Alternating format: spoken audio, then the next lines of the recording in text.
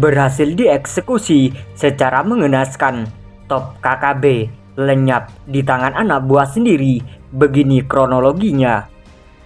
Kondisi kelompok separatis Papua dikabarkan semakin terdesak. Hal itu setelah beberapa anggota KKB Papua berhasil ditangkap, bahkan ada yang terpaksa ditembak mati. Tak sedikit pula anggota KKB Papua memilih menyerah dan kembali setia kepada NKRI. Atas kondisi masyarakat yang tak kondusif gegara ulah KKB, aparat penegak hukum pun terpaksa mengambil tindakan tegas. Kala menemukan oknum yang bersikap dan bertindak anarkis, maka aparat tak akan segan-segan memberikan pelajaran. Bahkan jika melawan, maka dengan kewenangan yang dimiliki, aparat keamanan terpaksa menghadiahkan timah panas kepada yang bersangkutan.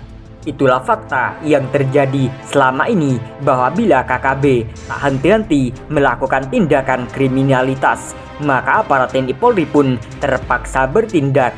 Untuk diketahui, selama ini KKB sesuka hati menghabisi siapapun yang dianggap berseberangan dengan spirit perjuangan mereka. Jangankan aparat TNI Polri, warga yang berhubungan baik dengan aparat TNI Polri pun ditembak mati karena dicurigai sebagai antek-antek pemerintah Indonesia. Sama halnya dengan kisah yang satu ini, bahwa seorang putra asli Papua akhirnya hidup sebatang kara karena orang tua dan kakaknya dihakimi sepihak oleh KKB. KKB membunuh secara kejam keluarga tersebut karena keluarga itu punya hubungan yang dekat dengan TNI Polri, sedangkan dirinya sebagai bungsu dari 3 bersaudara itu tak dibunuh karena ia telah meninggalkan kampung halamannya untuk bekerja di kota.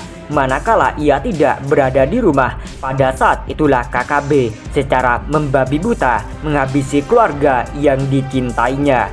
Cerita keji tentang sikap KKB menghabisi orang tua dan kakak-kakaknya itu tiba juga di pendengarannya.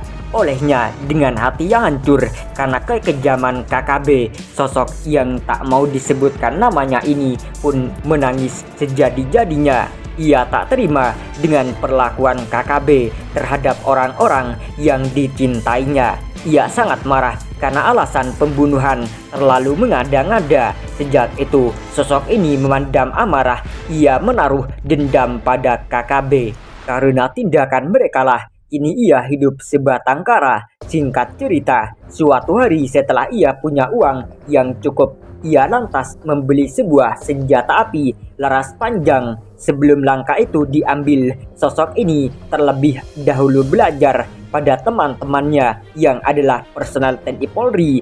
Setelah ilmunya terbilang cukup, pria itu kemudian memutuskan untuk pulang kampung di Kabupaten Intan Jaya, Papua dengan menenteng senjata api. Mulainya saat itu, rencana balas dendam pun dibuat secara perlahan-lahan. Balas dendam itu ia rencanakan dengan hitungan yang amat cermat.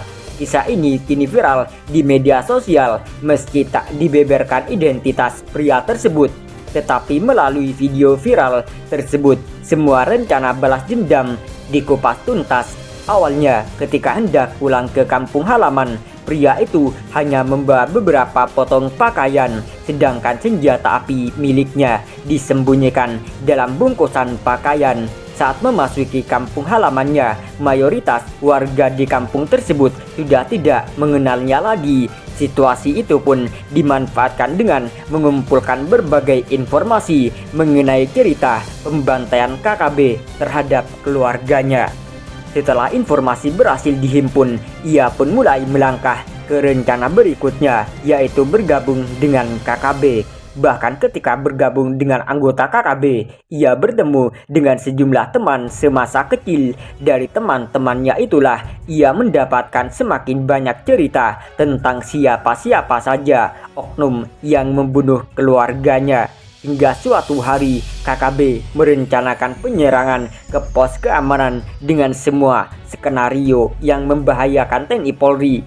Para pelaku penyerangan adalah orang-orang yang dulunya menjadi algojo terhadap ayah, ibu, dan kedua kakaknya. Melihat itu, ia pun menawarkan diri untuk bergabung ke dalam kelompok kecil tersebut. bak gayung bersambut.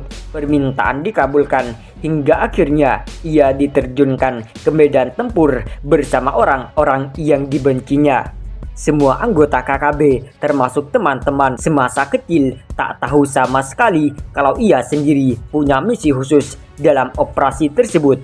Misi khusus itu adalah menghabisi orang-orang yang dulunya menghabisi keluarga yang dicintainya. Ia ingin balas dendam dengan tangannya sendiri orang-orang yang dulunya membunuh keluarganya. Makanya kala turun ke medan laga, ia melangkah dengan sangat hati-hati. Maksudnya agar tidak menimbulkan kecurigaan di kalangan teman-teman.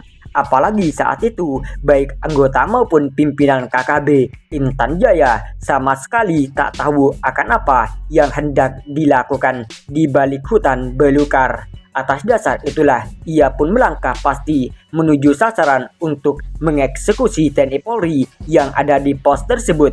Namun ketika tiba pada titik yang ditentukan, ia yang awalnya memimpin rombongan perlahan-lahan mundur dari posisi. Bila sadari awal ia berada di depan, kini giliran ia mundur sampai pada posisi paling belakang. Pada saat itulah ia sengaja mengangkat senjata kemudian membidik ke arah pos keamanan. Namun saat hendak menembak, ujung senjata laras panjang itu kemudian dialihkan ke tiga temannya yang ada di depan mata. Hanya dengan sekali sentuhan, semua peluru mengalir deras ke tubuh tiga temannya tersebut.